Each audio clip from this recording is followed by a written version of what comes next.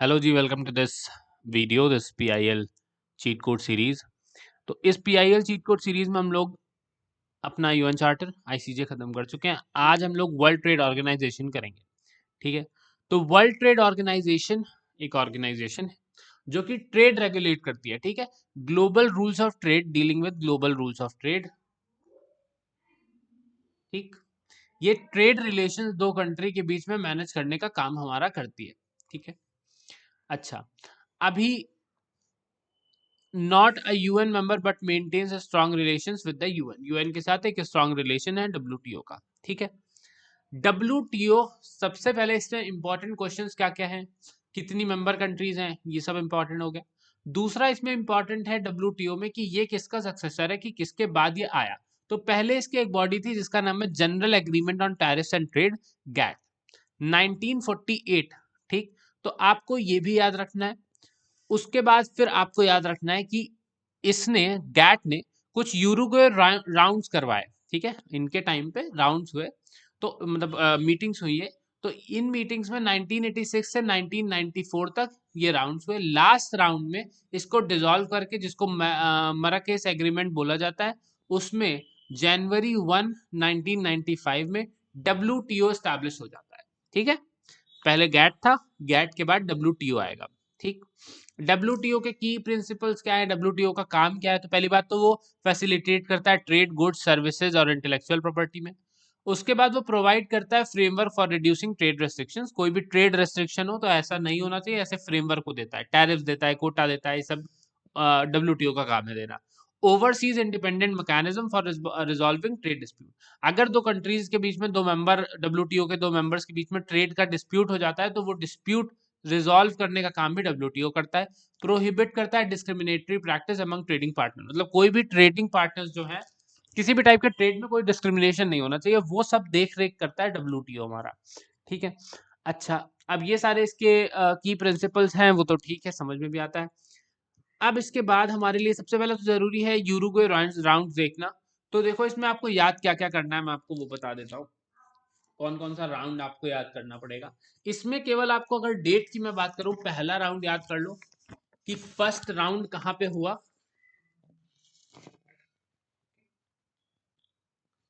याद कर लो first round कहां हुआ, जेनेवा में पहला राउंड हुआ 1946-7। उसके बाद फिर हमें याद करना है अपना लास्ट राउंड, यूरुग्वे राउंड, जो कि हुआ था, ये मराकेश एग्रीमेंट इसी में था जिससे डब्ल्यूटीओ आ गई। ये 1986-94 में हुआ था। ठीक है, 1994 में आप याद कर लो कि ये हुआ, और उसके बाद फिर हमारा डब्ल्यूटीओ आ गया। ठीक है, तो यहाँ पे कितनी चीजें हम लोगों ने पता कर ली। एक सेकेंड की मैं यहाँ पे लिख देता हूँ। तो यहाँ हमें 8th राउंड को देखना है, और साथ में आपको एक और चीज याद रखनी है कि 1944 में सबसे पहले तो ये कॉन्फ्रेंस आपसे कई बार पूछ ली जाती है। ये मैं आपसे गैट के पहले की कॉन्फ्रेंस बता रहा हूँ। तो Brayton would conference, Brayton would conference आपको याद रखनी है। ब्रेटन वुड कॉन्फ्रेंस 1944 में हुई। ठीक है, इसमें कहा गया कि सारे बैरियर्स ऑफ इंटरनेशनल ट्रेड जो है वो रिमूव होने चाहिए। ठीक है, ब्रेटन वुड कॉन्फ्रेंस में। ठीक, इस कॉन्फ्रेंस के बाद फिर आता है हमारा गैट, यानी कि जो हम लोगों ने भी पढ़ा ना, गैट। गैट आता है,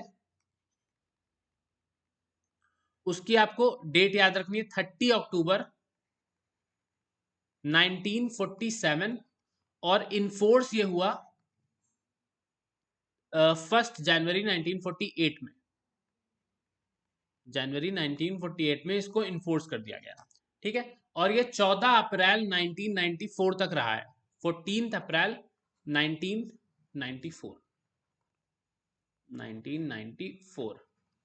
ठीक है, ये कुछ चीजें जो आपको याद रखनी है। पहला राउंड आपको याद रखना है कहाँ हुआ, जेनेवा में हुआ। 8th राउंड आपको याद रखना है कहाँ हुआ, यूरुग्वे में, यूरुग्वे में हुआ। उसके बाद इसमें इंपॉर्टेंट हमारे लिए क्या है, यहाँ पे शायद नहीं लिखा है, पर ऑफिशियल लैंग्वेज हमारे लिए इंपॉर्टेंट है कि इसकी ऑफिशियल लैंग्वेज कितनी है। मैंने आपको कल बताया था इंटरनेशनल कोर्ट ऑफ जस्टिस की। तो इंटरनेशनल कोर्ट ऑफ जस्टिस में हमारे पास थी ऑफिशियल लैंग्वेज। ठीक है, तो ऑफिशियल लैंग्वेज में उसमें क्या था, इंग्लिश और फ्रेंच। यहाँ एक और है स्पेनिश, तो यानी कि इंग्लिश, फ्रेंच, स्पेनिश, ठीक है, स्पेनियल। तो ये हमारे पास इंपॉर्टेंट इसकी 3 लैंग्वेजेस है, ऑफिशियल लैंग्वेजेस, ठीक है। उसके बाद फिर आपको याद रखना है, हाँ, तो ये हो गया यूनिकॉर्न। अब इसमें इसकी गवर्नेंस में 3 बॉडीज हैं, मिनिस्टीरियल कॉन्फ्रेंस, डब्ल्यूटीओ की जनरल काउंसिल और सेक्रेटेरिएट। तो इसका एक बार वो देख लेते हैं स्ट्रक्चर। तो मिनिस्टीरियल कॉन्फ्रेंस सबसे टॉप पे है, इसका मेन काम होता है सारे मेजर डिसीजंस लेना, मिनिस्टीरियल कॉन्फ्रेंस का काम है, ठीक। सारी मेजर पॉलिसीज बनाना मिनिस्टीरियल कॉन्फ्रेंस का काम है। ये कॉन्फ्रेंस होगी कब, तो 2 साल में एक बार होती है, 2 ईयर्स में एक बार होती है, 2 साल में एक बार मिनिस्टीरियल कॉन्फ्रेंस होती है, ठीक है। ये आपको याद रखना है कौन कौन सी कॉन्फ्रेंस कब कब हुई, कुछ बहुत इंपॉर्टेंट है जो आपको याद रखनी पड़ेंगी, कहाँ पे हुई थी, और साथ में ये भी याद रखना पड़ेगा कब हुई थी। जनरल काउंसिल उसके बाद आता है। जनरल काउंसिल का काम क्या होता है, जनरल काउंसिल के पास 2 और बॉडीज हैं। जब मिनिस्टीरियल कॉन्फ्रेंस नहीं होती तब सब कुछ मैनेज करने का काम जनरल काउंसिल पे आ जाता है, ठीक है। जनरल काउंसिल जितने भी डब्ल्यूटीओ के मेंबर हैं उनके साथ डिसीजंस लेती है। अब जनरल काउंसिल में ही डिस्प्यूट सेटलमेंट बॉडी है जहां पे सारे डिस्प्यूट सेटल करे जाते हैं, और एक ट्रेड पॉलिसी रिव्यू बॉडी है जहां पे जो भी ट्रेड की पॉलिसीज बनी है उनको रिव्यू किया जाता है। ये 2 बॉडीज जनरल काउंसिल के अंदर आती हैं, ठीक। उसके बाद इसके अंदर ही goods council, intellectual property council और सर्विस काउंसिल, जो हम लोगों ने स्टार्टिंग में बात करी थी कि ये क्या क्या मैनेज करता है। तो उसके लिए मैनेज करने के लिए अलग अलग डिपार्टमेंट्स बना रखे हैं, ठीक। वो आपको इतना कुछ उसमें जानने की जरूरत है नहीं। तो अब आ जाते हैं हम लोग मिनिस्टीरियल कॉन्फ्रेंस में। WTO main decision making body है जो consist of trade ministers and senior officials from 164 Nations, ठीक है। मेन डिसीजन लेने का काम कौन करता है, मिनिस्टीरियल कॉन्फ्रेंस हमारा करता है, ये हम लोग बात कर चुके हैं। अब 2 साल में ये वो करता है, और साथ में इसकी अगर कॉन्फ्रेंस की बात करें मिनिस्टीरियल कॉन्फ्रेंस, तो 13th लेटेस्ट है जो कि अबू धाबी 2024 में हुई, ये आपको याद रखना है। सो मिनिस्टीरियल कॉन्फ्रेंस देखो याद कौन सी करनी है, तो 13 नंबर करनी है हमें, अबू धाबी 2024। मिनिस्टीरियल कॉन्फ्रेंस 12 याद करनी है, जेनेवा 2022 में हुई थी। 11 याद करनी है, ब्यूनस एयर्स में हुई थी। और हमें नायरोबी 10 नायरोबी में हुई थी। 9 हमारी बाली में हुई थी। हमें मेजरली यहाँ पे देखो दोहा को एक याद करना पड़ेगा, ठीक है, दोहा वाली, और सिंगापुर वाली क्योंकि फर्स्ट थी, ठीक। ये आपको दोनों याद करनी है। बाकी आप स्टार्टिंग की चाहो तो याद कर लो, या फिर आप अबू धाबी और जेनेवा याद कर लो एक तो, और साथ में आप दोहा याद करो और सिंगापुर कॉन्फ्रेंस याद कर लो, ठीक है। ये आपको 4 कॉन्फ्रेंसेस तो बिल्कुल याद रहनी चाहिए, ठीक है। अच्छा, मिनिस्टीरियल कॉन्फ्रेंस हो गई, उसके बाद फिर WTO का general council, highest level decision making body उसके बाद यही है। पहले तो ये हो गई मेन डिसीजन मेकिंग बॉडी, पर जब ये मीटिंग्स नहीं हो रही हैं तब क्या होगा, तब जनरल काउंसिल सारा कुछ देखेगी। डिस्प्यूट सेटलमेंट बॉडी है इसके अंदर।